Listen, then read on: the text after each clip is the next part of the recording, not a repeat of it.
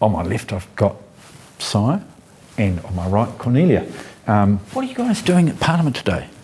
So we're here today on behalf of the Riso kaupapa, and it's pretty much just a kaupapa where there's about 7 of us, and it's mainly desired to bring more engagement to Parliament in relation to the youth. Yeah, so we're just making Parliament more accessible to the young people. I think over the past 3 years we've seen that youth do care, and they're really informed about protesting and all those sort of political issues, but they just don't know how to effectively get their voices out. So we're aiming to increase the engagement and make it more accessible to the average youth out there.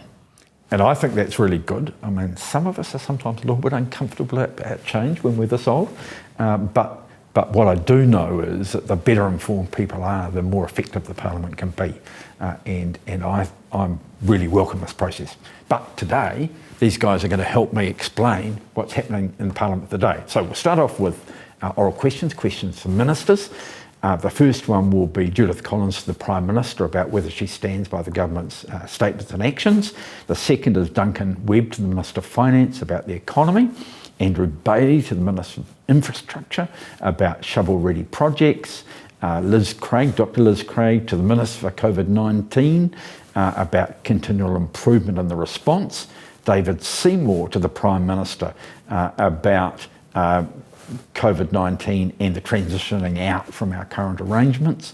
Chloe Swarbrick to the Minister of Conservation about the making at least 30% of the Hauraki Gulf a marine park and protecting it.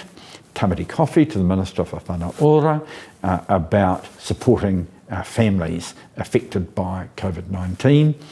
Chris Bishop to the Minister for COVID-19 about the Australian travel bubble and when it's going to happen.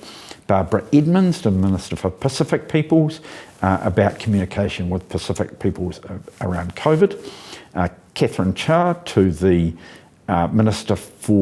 Prime Minister about New Zealand being a great place to raise a family and doing more about it.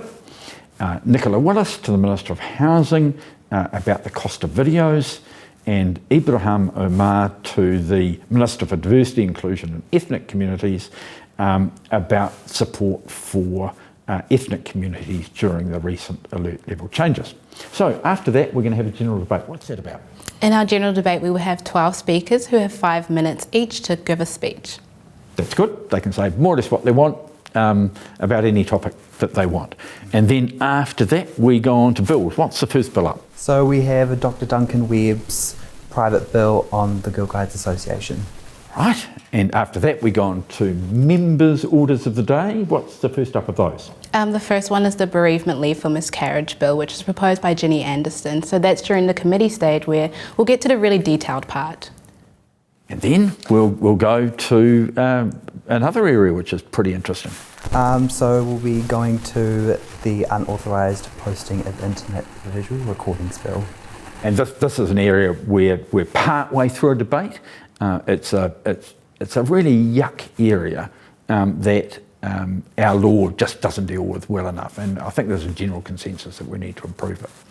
After that we have the Unit Titles Amendment Bill by Nicola Willis, which really just helps apartment owners get their stuff straight. After that, and then we'll go to the Dr Shane Retty's medicinal cannabis bill. And that's sort of aimed to tidy up and put a different structure in place to the one that's currently there. Following that, probably the final bill for today. Following that, we have Louisa Ward's Abortion Safe Areas Amendment Bill. And what that does is set up a system for having safe areas around abortion clinics so that protesters can't interfere with people who are going to the clinics. Very controversial area, big questions of free speech, and it should be an interesting debate later on this evening. And that's all we'll have today. Tomorrow morning, select committees will be sitting again, and the House will sit from 2 to 5. But today, it'll be running from 2 o'clock till 6 o'clock, and then from 7 o'clock till 10 o'clock. See you tomorrow.